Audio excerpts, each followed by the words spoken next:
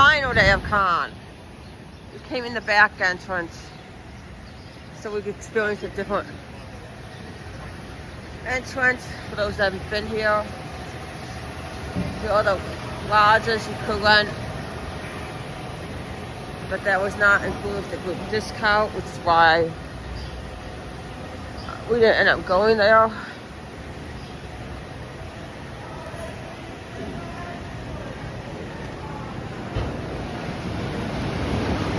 I don't know what we're doing for this ride. August 1 is open.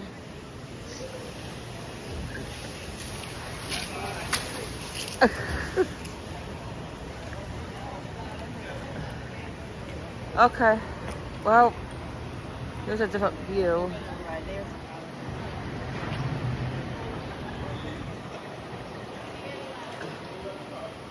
And we'll see what it brings.